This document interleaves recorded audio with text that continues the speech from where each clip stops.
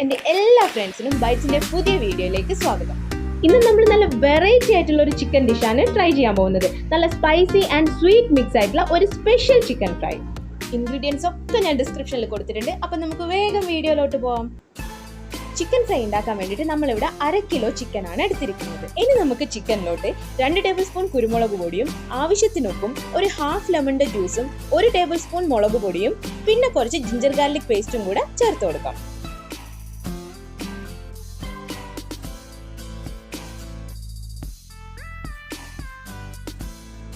ഈ മസാലയൊക്കെ ചേർത്ത് ചിക്കൻ ഒന്ന് നന്നായി മിക്സ് ചെയ്തതിന് ശേഷം നമുക്കിതൊരു ഹാഫ് ആൻ അവർ മാരിനേറ്റ് ചെയ്യാൻ വേണ്ടി മാറ്റി വയ്ക്കാം. ചിക്കൻ ആ മസാലയൊക്കെ നന്നായി പിടിച്ചൊന്ന് ഫ്രൈ ചെയ്യാൻ റെഡി ആകുമ്പോഴത്തേക്കും നമുക്ക് നമ്മുടെ സെക്കൻഡ് പാർട്ട് ചെയ്യാം.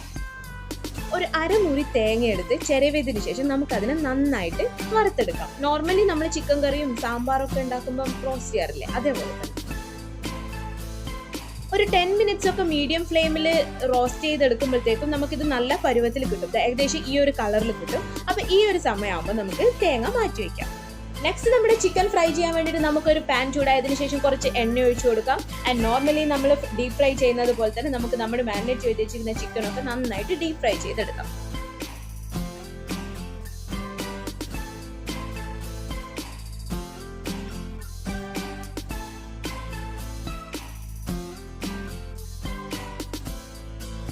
ചിക്കനൊക്കെ ഞാൻ നന്നായിട്ട് ഫ്രൈ ചെയ്തെടുത്ത് മാറ്റി വെച്ചിട്ടുണ്ട്.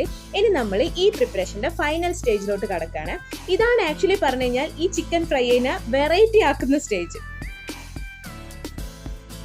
നമുക്ക് നമ്മുടെ ഫ്രൈ ചെയ്ത് വെച്ചിരിക്കുന്ന ചിക്കനിലോട്ട് റോസ്റ്റ് ചെയ്ത കോക്കനട്ടും 1 ടീസ്പൂൺ ചില്ലി ഫ്ലേക്സും ഒരു ഹാഫ് ടീസ്പൂൺ സോയാ സോസും 2 ടീസ്പൂൺ ടൊമാറ്റോ സോസും കൂടെ ചേർത്ത് നന്നായിട്ട് മിക്സ് ചെയ്തെടുക്കാം.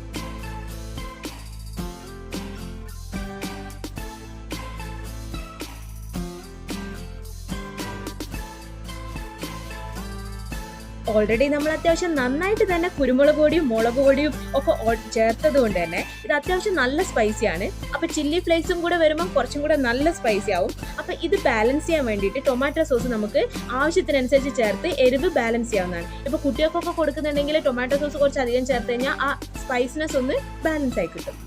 അങ്ങനെ നമ്മുടെ സ്പെഷ്യൽ ചിക്കൻ ഫ്രൈ ഇവിടെ റെഡി ആയിരിക്കുകയാണ്. ഇതെല്ലാവരും ഒന്ന് ട്രൈ ചെയ്ത് നോക്കണം. നോർമലി നമ്മൾ കഴിക്കുന്ന ചിക്കൻ ഫ്രൈയിൽ നിന്നൊക്കെ കുറച്ച് ഡിഫറെൻ്റ് ആയിട്ടുള്ള ഒരു ടേസ്റ്റ് ആണ്.